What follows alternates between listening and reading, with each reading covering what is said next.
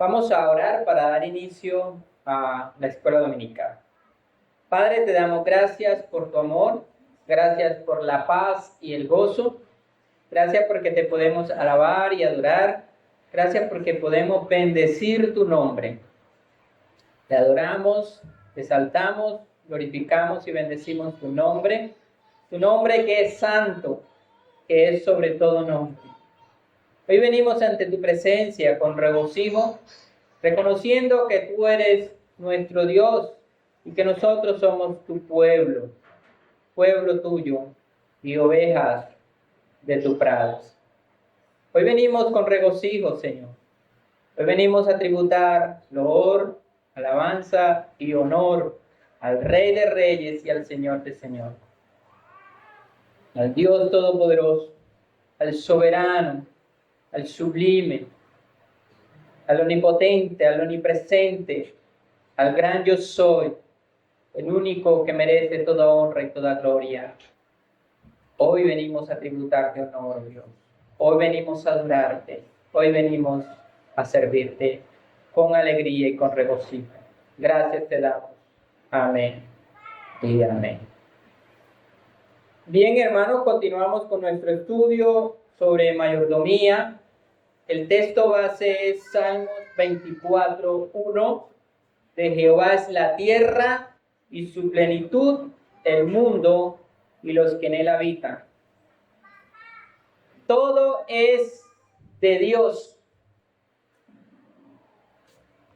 Todas las riquezas, la tierra, nosotros somos de Dios. De Jehová es la tierra y su plenitud, el mundo y los que en él habitan. Allí no se escapa nada. Dios es el dueño de todas las cosas. De manera que entonces la mayordomía viene del término griego oikonomos, que significa administrador de la casa. Recordemos a José, fue puesto como mayordomo de la casa de Potifar, en Génesis capítulo 39, 4. Y cuando hablamos de la casa, nos estamos refiriendo a todo lo que le pertenece al dueño de la casa, ya sea fincas, ganados, negocios, todo lo que tenga el dueño. El mayordomo o administrador está al frente de todo lo que le pertenece al dueño o amo de esa casa. José fue puesto como mayordomo de la casa de Potifar. Es decir, todo fue entregado en las manos de José para que él la administrara. Esa es la manera como nosotros debemos entender nuestro plan de Dios en cuanto a la administración. Dios es el dueño de la casa.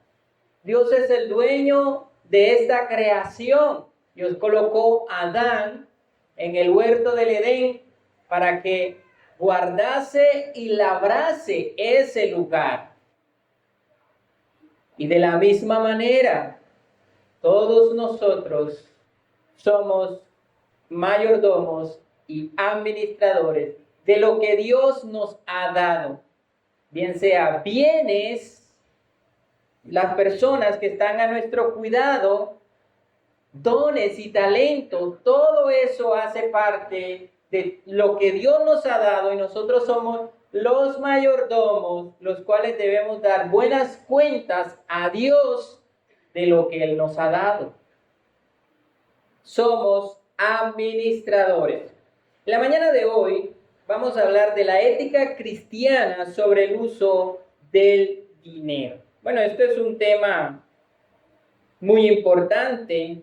Creo que a menudo es un tema que poco se habla, pero del que deberíamos conocer aún más nosotros como cristianos, porque uno de los problemas que nosotros enfrentamos en nuestra vida como cristiana es el problema con el dinero.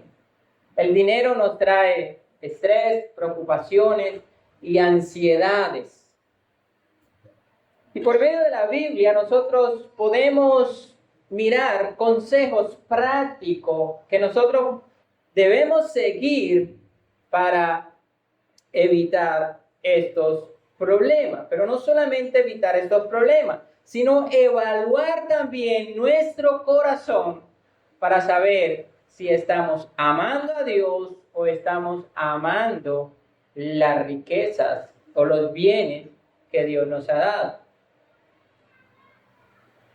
De manera que vamos a ver en primer lugar la pesa falsa. Y vamos a centrarnos básicamente en Proverbios. Libro de Proverbios, vamos a estar allí dilucidando sobre los consejos del proverbista Salomón. Algunos consejos prácticos que podemos encontrar allí y que nosotros como cristianos debemos de tenerlos en perspectiva para poder ser buenos mayordomos o buenos administradores. Proverbios capítulo 11, versículo 1. El peso falso es abominación a Jehová, mas la pesa cabal le agrada. La pesa falsa tiene que ver con los negocios fraudulentos.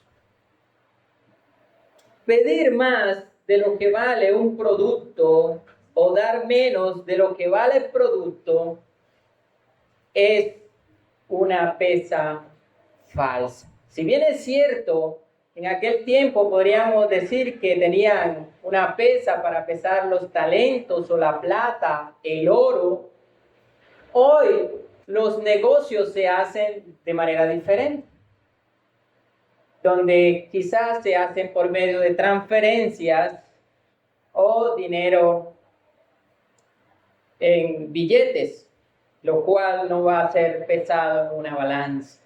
Pero cuando miramos esto desde una perspectiva de nuestro contexto y de nuestra vida cotidiana, podemos observar que en nuestra vida cotidiana estamos expuestos a caer en estos problemas.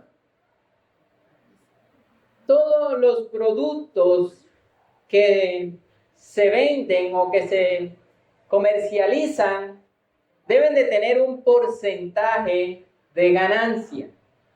Hay un dicho popular que dice que nadie compra huevo para vender huevo.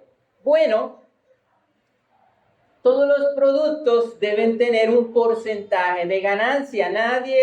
Ningún comerciante va a comprar un producto para venderlo al mismo precio. Ninguno. Porque de esta manera va a ir a la quiebra. Pero hay un porcentaje justo para cada producto. Hay un porcentaje justo. Y cada comerciante debe de mirar cuál es el precio justo de ese producto. Tanto el que va a venderlo como el proveedor que va a comprarlo. Ahora, cuando ese porcentaje de ganancia es exagerado, entonces hay injusticia. Y no se cumple el propósito por el cual los servicios o los productos son ofrecidos. ¿Cuál es el propósito? Beneficiar al prójimo. Es decir, que lo que debe de primar en la venta y la compra o en el comercio es el amor al prójimo. En las clases anteriores decíamos que cuando trabajamos, lo que producimos es en beneficio ¿de quién? Del prójimo. Si producimos banano, estamos beneficiando a miles de familias. Si hacemos calzado, estamos beneficiando también a muchas personas. Y cada producto, cada servicio que ofrecemos tiene como propósito suplir una necesidad vital en las personas. Y este propósito, en última instancia, es el beneficio o el amor al prójimo.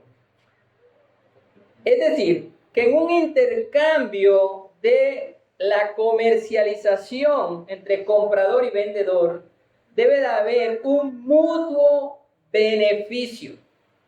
Pero cuando se elevan los precios por encima de lo justo, se comete entonces injusticia.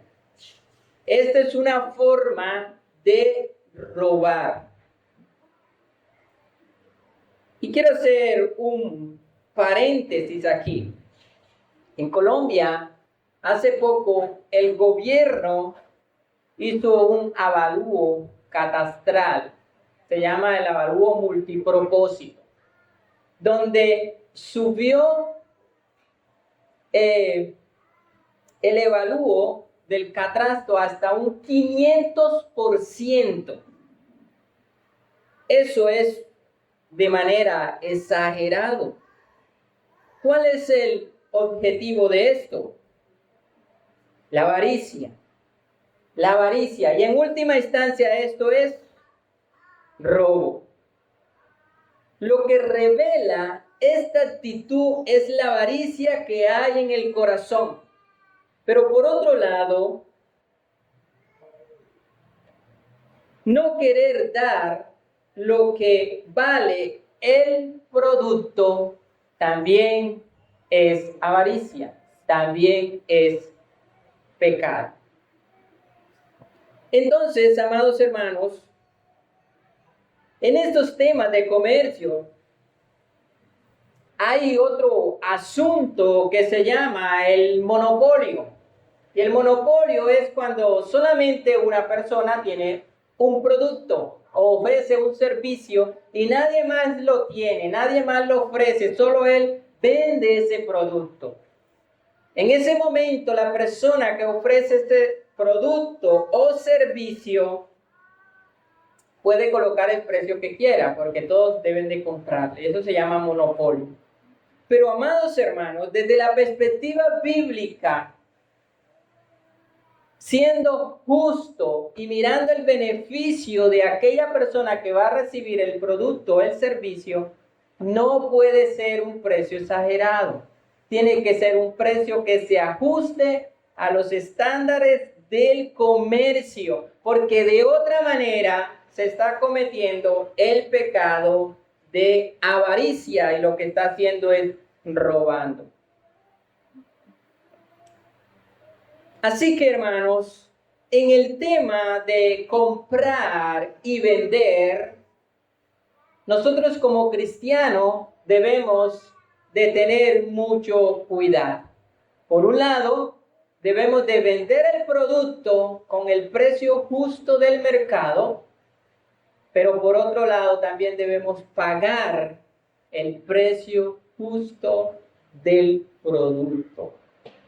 Hay muchas personas que les gusta comprar barato para vender caro. Esto no le agrada a Dios. Debemos comprar las cosas por el precio justo, de tal manera que se cumpla el propósito del doble beneficio. Beneficio para el que vende y beneficio para el que compra. De tal manera que se supla la necesidad de aquella persona que está recibiendo el producto, donde haya integridad y se manifieste el amor al prójimo.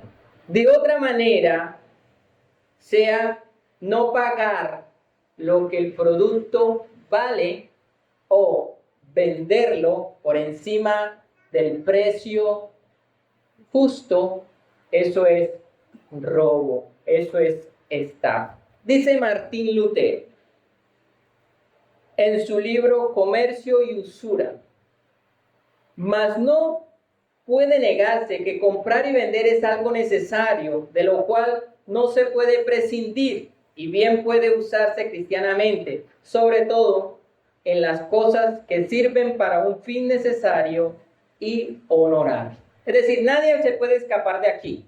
Todos tenemos que comprar y vender, aunque no seamos comerciantes, aunque no tengamos un negocio. Pero en algún momento vamos a vender la casa o el carro, o la moto o cualquier cosa. Pero en algún momento vamos a hacer ese intercambio. No podemos prescindir de este asunto. Pero debemos tener en cuenta el punto central, la pesa justa. La pesa justa.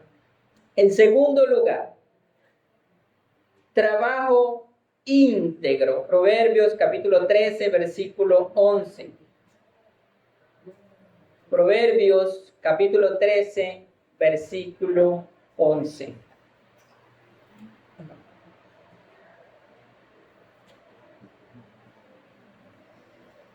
Las riquezas de vanidad disminuirán, pero el que recoge con mano laboriosa las aumenta.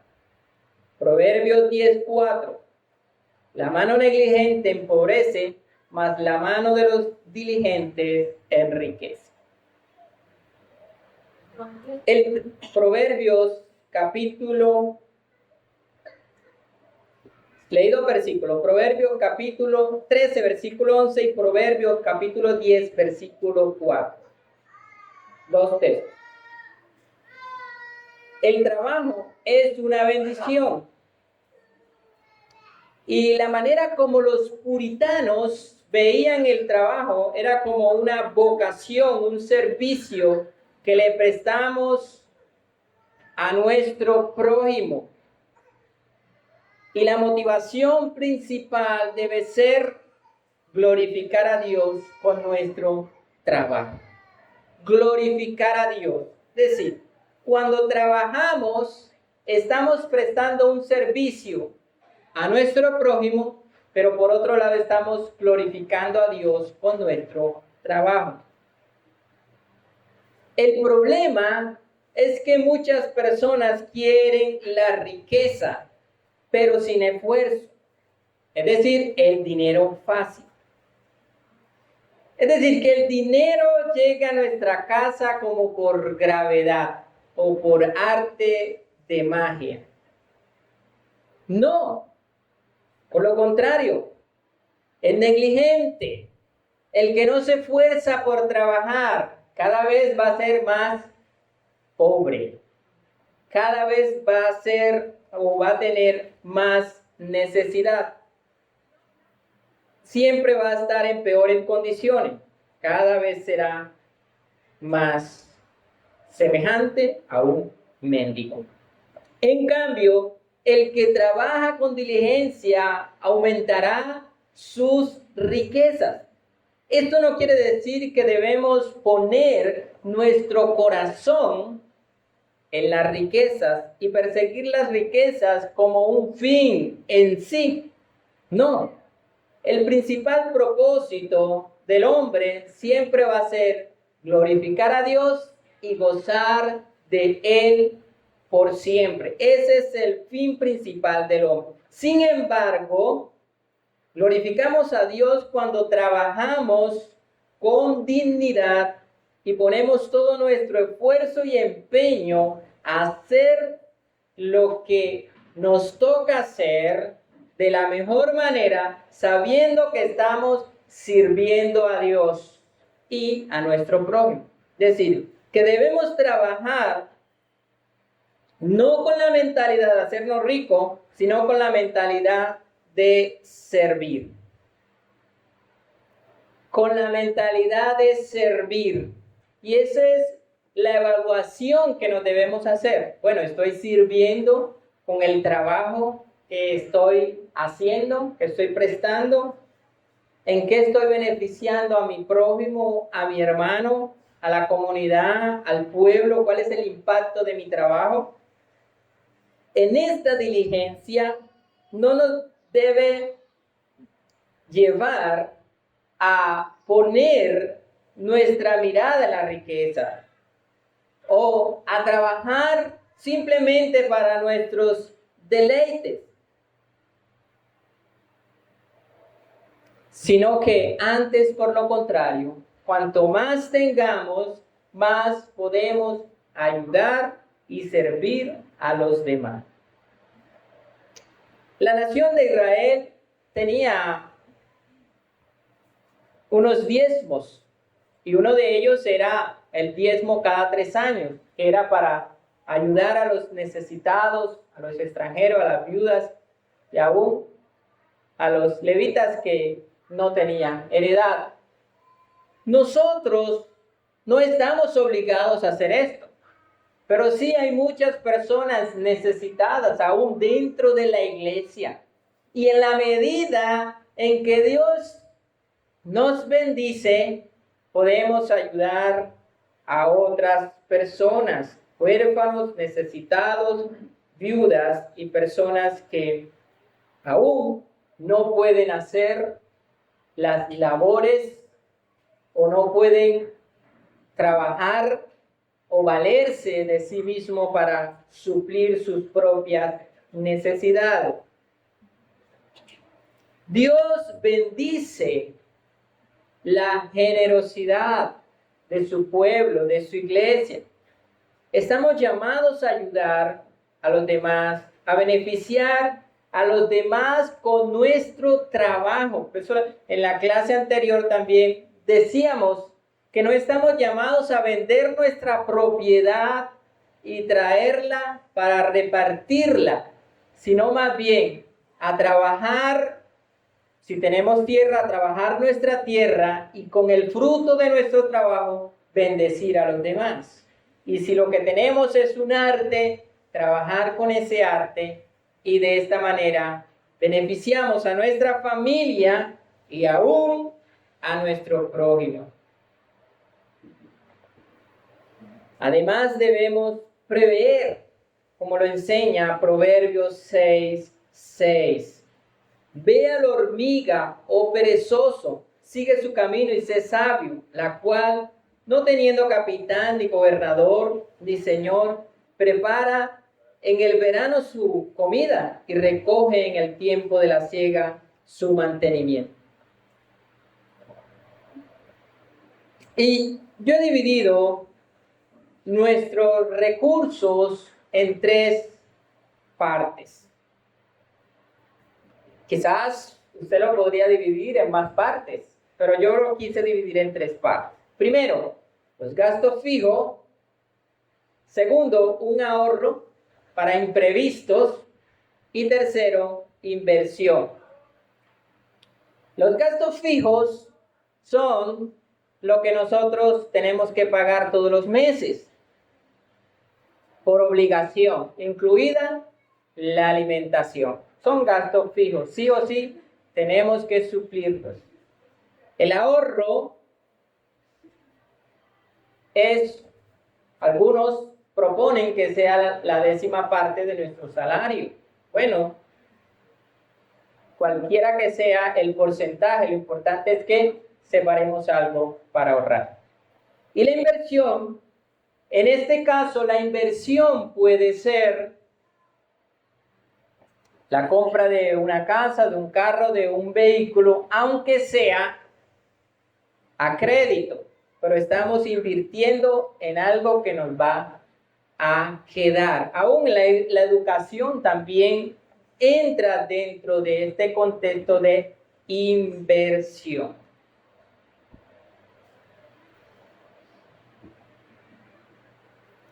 Lo que quiero decir, hermanos, es que no todo lo que entra o devengamos lo vamos a gastar de una. Aquí en este ejemplo de la hormiga, ella trabaja en el verano y se prepara ¿para cuándo? Para el invierno. Cuando llegue el invierno, entonces que no tenga escasez. Hay un problema en nuestra cultura y es la cultura del consumo. Queremos comprar todos los días y todo lo que ingresa lo gastamos. Y cuando llega el momento de la escasez, entonces padecemos porque no tenemos cómo suplir esa necesidad. Por eso es necesario que empecemos a mirar de qué manera podemos preparar. Ahora, esto no quiere decir, amados hermanos, que dejemos de confiar en la soberanía de Dios. Dios es soberano. Y Dios conoce todas las cosas. Él es nuestro proveedor. De Él, por Él, para Él son todas las cosas. Pero Dios premia la diligencia. Dios premia la diligencia. Por eso se acuerdan cuando José estaba en Egipto.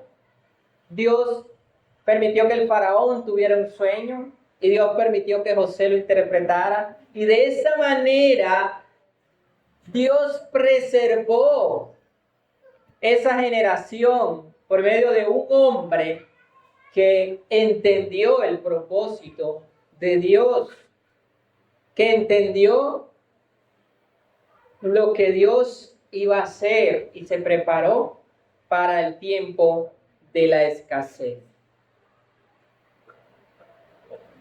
Nuevamente, amados hermanos, no es que nuestra seguridad esté en el dinero, no, de ninguna manera. Nuestra confianza debe estar puesta en Dios. Es decir, debemos trabajar como si todo dependiera de nosotros, pero descansar que todo depende de Dios. Debemos trabajar duro, trabajar arduamente. Paul Washer dice que nosotros como varones debemos de acostarnos cansados por el deber cumplido, porque trabajamos duro, porque cumplimos con nuestro deber de manera cotidiana y nos esforzamos por trabajar. Proverbios capítulo 11, versículo 13. El que confía en sus riquezas caerá, mas los justos reverdecerán como palmeras.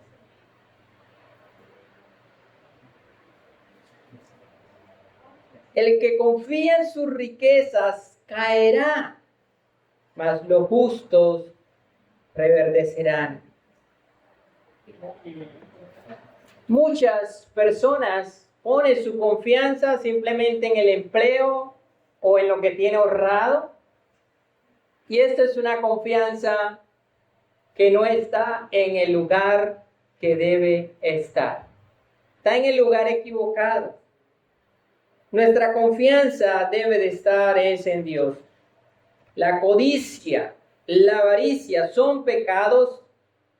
Y estos son los pecados en los que incurren todos los que dejan de confiar en el proveedor de todas las cosas para confiar en lo que Dios da. Es decir, muchas personas dejan de vista a Dios, dejan de confiar en el proveedor para confiar en lo que Dios le ha provisto, en lo que Dios le ha dado, sí, la casa, el carro, el trabajo.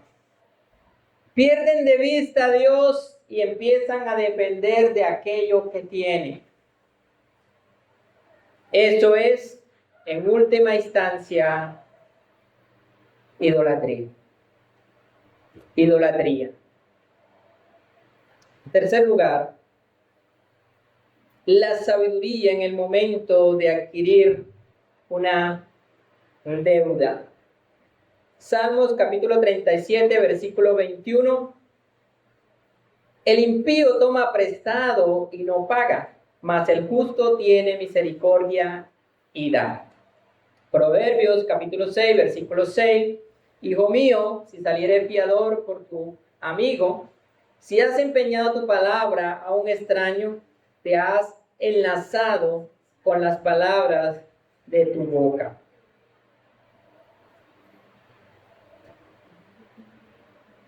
Aquí el proverbista y Salmos también nos habla de algunos principios que nosotros debemos tener en cuenta.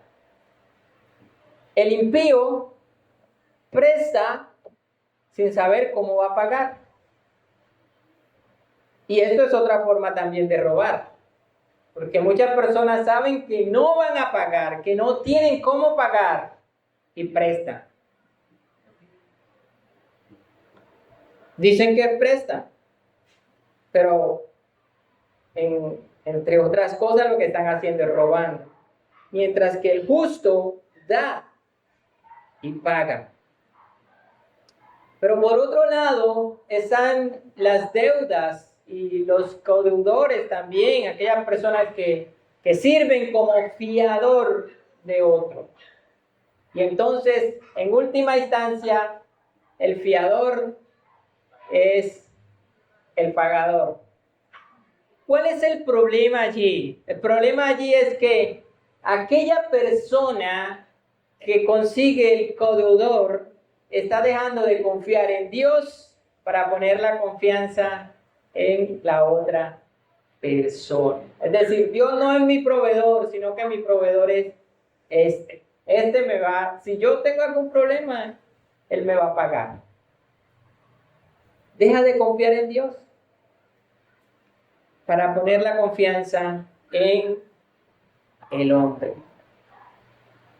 La Biblia no estimula a las personas a comprar a crédito o a hacer crédito. Sin embargo, podemos inferir de este texto y de muchos más que al hacer un crédito estamos empeñando nuestras palabras. Por tanto, no debemos prestar si no sabemos cómo vamos a pagar. Bueno, Martín Lutero era muy enfático en decir que los cristianos no debían prestar dinero por usura, es decir, dinero al interés. Sin embargo, había una discrepancia entre Martín Lutero y Juan Calvino, porque Juan Calvino permitía el préstamo con usura, pero con una salvedad, que fuera para inversión. Es decir, había una diferencia entre el préstamo para un necesitado. Mi hermano tenía una necesidad, no tenía con qué comprar alimento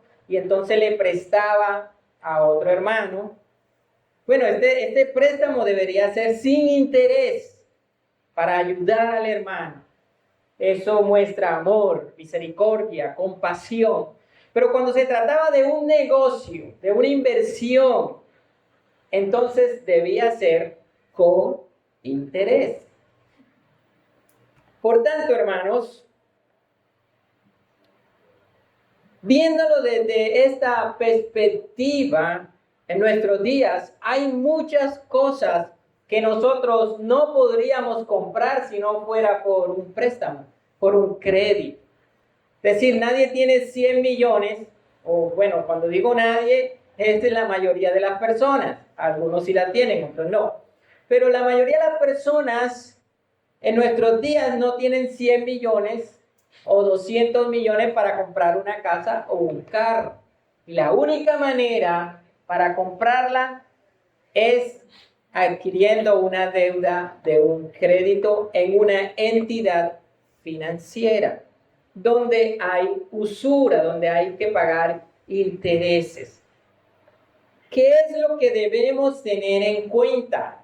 Lo que debemos tener en cuenta es nuestra capacidad de endeudamiento, y eso es lo que hacen los bancos. Antes de hacernos el crédito, nos hacen un estudio en donde nos revisan nuestra capacidad de endeudamiento. Pero aún así, amados hermanos, muchas veces los bancos, con la avaricia de tener esa persona pagando intereses, aún así a veces acceden a darle crédito a las personas cuando sus ingresos no son básicamente los adecuados para adquirir esa deuda.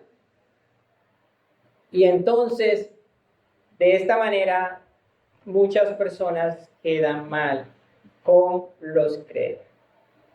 Así que, hermanos, cuando vamos a comprar un bien inmueble, o bien sea adquirir un vehículo a crédito, lo que nosotros debemos revisar nosotros mismos, no esperar que el banco lo haga. Nosotros mismos debemos evaluar nuestra capacidad para pagar aquella deuda y revisar. Si podemos pagar, lo hacemos. Si no podemos pagar, no debemos hacerlo porque estamos pecando. Vamos a quedar mal. El nombre de Dios va a ser blasfemado. Y de esta manera estamos haciendo que el evangelio sea de tropiezo. Así que, hermanos, si mi capacidad para comprar un vehículo es comprar una Boxer, debo de comprar la Boxer. Pero si tengo la capacidad para comprar un Chevrolet, entonces compro el Chevrolet. Pero no debo ostentar o aparentar lo que no tengo. Eso se llama orgullo y avaricia. Es decir, debo estar contento con lo que tengo. Esto es lo que se llama el contentamiento. Pero muchas veces no estamos contentos con lo que tenemos. Y si tenemos la Boxer, entonces vemos al otro hermano que tiene una XTZ 200 o tiene un Mercedes-Benz o tiene un Spark o cualquier otro vehículo de más alta gama. Y entonces nos duele la cabeza porque no tenemos aquello que tiene el otro.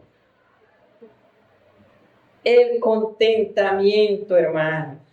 Debemos estar contentos con lo que tenemos.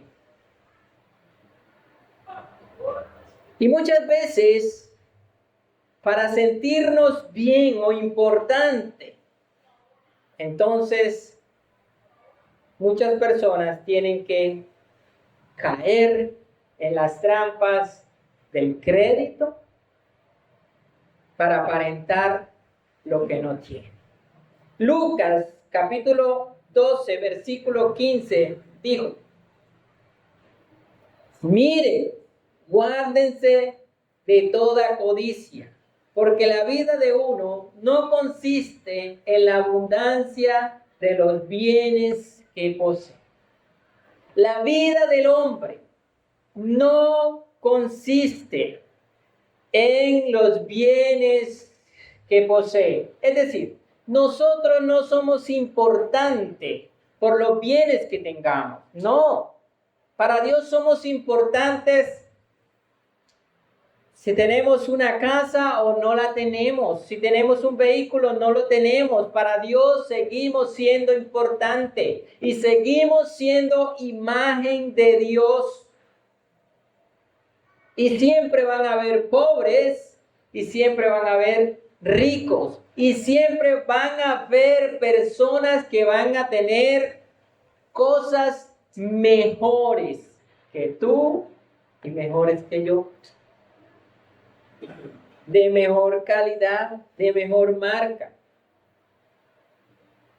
Jesús dijo en Mateo 6:19: no os hagáis tesoro en la tierra, donde la polilla y el orín corrompe, y donde ladrones minan y hurtan, sino haced tesoro en el cielo, donde ni la polilla ni el orín corrompe, y donde ladrones no minan y hurtan. Porque donde esté vuestro tesoro, allí estará también vuestro corazón.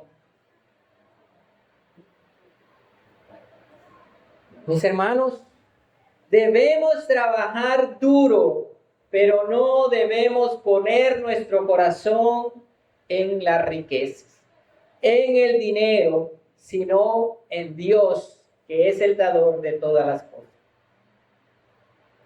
El dinero y los bienes terrenales se corrompen, hay hurto, pero si colocamos nuestra fe en Cristo, jamás seremos removidos de él. Allí permaneceremos para siempre. Ahora, ¿cómo podemos hacer tesoro en el cielo? Hacemos tesoro en el cielo en la medida que ayudamos a nuestro prójimo. En la medida que hacemos un bien a nuestro prójimo, a nuestro hermano. En la medida en que colocamos nuestra prioridad en el reino de Dios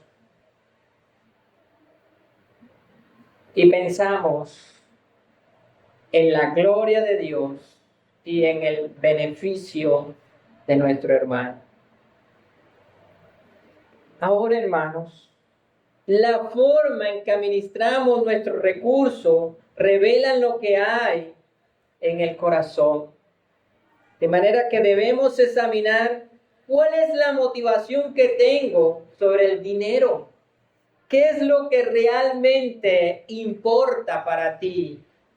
¿Dónde está tu tesoro? ¿Qué sucedería si lo perdieras todo? ¿Seguirías confiando en Dios como Job? Job lo perdió todo. Y dijo, Dios dio, Dios quitó. Sea el nombre de Jehová bendito. Si nuestro corazón está en las riquezas, en las cosas que poseemos, difícilmente vamos a decir estas palabras.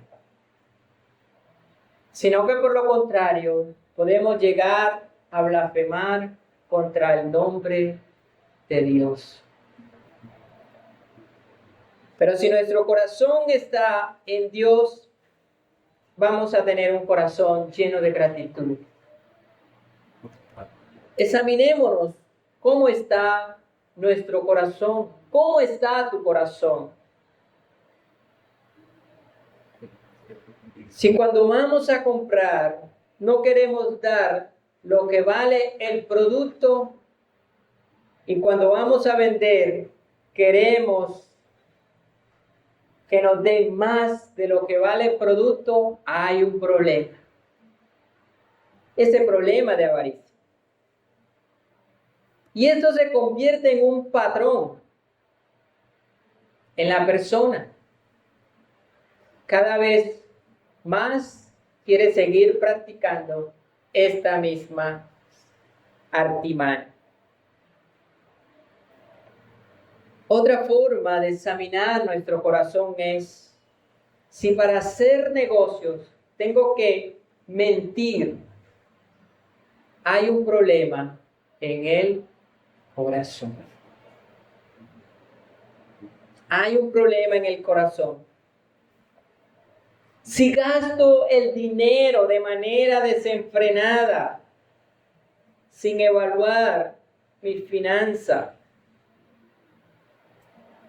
entonces hay un problema. Si gasto más de lo que gano, debo evaluar mis finanzas. Debemos entonces estar contentos con lo poco o lo mucho que tenemos. Ejemplo, si mi salario no me da para comprar una camisa de marca que vale 300,000 pesos, entonces debo buscar otro proveedor, otro almacén que me la venda a 50,000. No es la misma calidad, pero cumple la misma función. Pero muchas veces no tengo para los 300, pero de alguna manera me las invento con tal de comprar. Eso es pecado. Debemos comprar de acuerdo a nuestra capacidad. Algo que se ajuste a mi bolsillo. Mi hermano, Siempre van a haber personas que van a tener mejores carros o mejores casas que tú. Solo tienes que ser agradecido con lo que tienes. 1 Timoteo 6:8. Así que, teniendo el sustento y el abrigo, estemos contentos con esto. Cultivemos un corazón lleno de gratitud y esforcémonos al máximo en nuestro trabajo, sabiendo a quién servimos. Debemos trabajar arduamente, sudar, hermanos, trabajar, que lo que recibamos sea realmente ganado con honor, con dignidad. Y de esta manera estamos agradando a Dios.